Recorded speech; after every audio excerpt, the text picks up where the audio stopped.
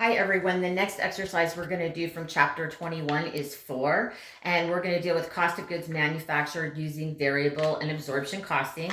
I've got the problem here. I'm not going to write everything on the board, but it says on March 31st, the end of the first month of operations, Barnard Incorporated manufactured 15,000 units and sold 12,000 units. And then they give us the following income statement based on the variable costing concept, right? So this is that internal income statement we were talking about. So it gives us sales.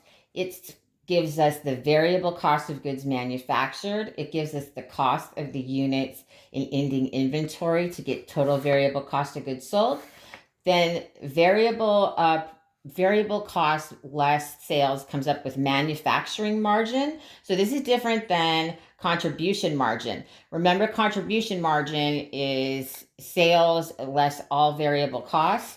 So this is sales minus just variable product costs. Then we take into account the total variable selling and administration expenses to get the contribution margin. And then we've got our fixed cost there. So you probably want to either pull this up on Cengage on that ungraded assignment for chapter 21 or write all that down or take a screenshot. So then what they ask us is determine the unit cost of goods manufactured based on A, the variable costing concept, and B, the absorption costing concept. So this is 21 times 4. And of course, they always switch it around. So the first one, they want us to do using the variable costing. And I'm going to put up here the unit cost of goods manufactured.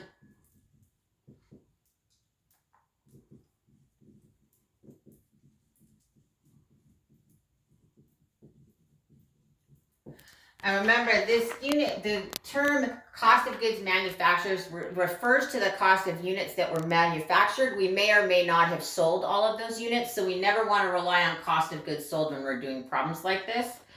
So under variable costing, the formula is, so we've got variable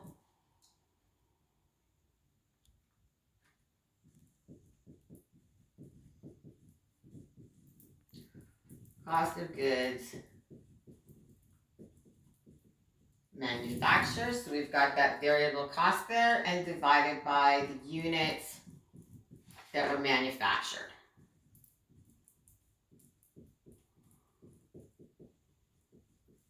So like I say, it's important to also understand the difference between the units manufactured and the units sold. In this problem, they had 3,000 units left over, 3,000 units left over in ending inventory because they had 12,000 units in ending inventory.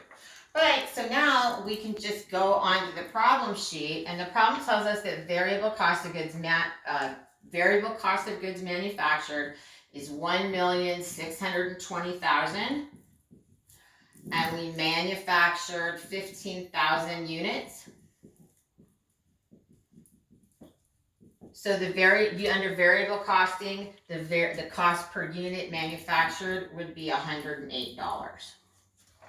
That's what we're going to do under variable costing, and then under absorption costing,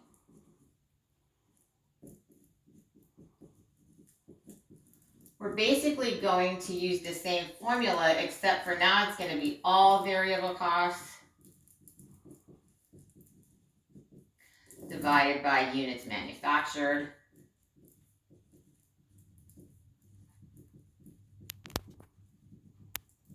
So we're going to have that 1,620,000 variable cost of goods manufactured, and plus we're also going to add to that the $15,000,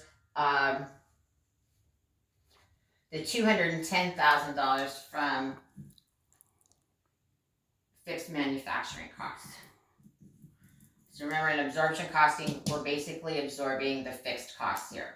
We're going to divide that by 15,000 units. And so under absorption costing, we're going to get $122 per unit. I'm going to put per unit here.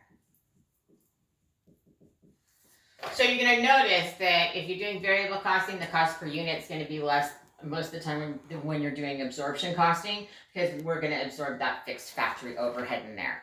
And so that's how you're going to calculate your answers for exercise 21-4.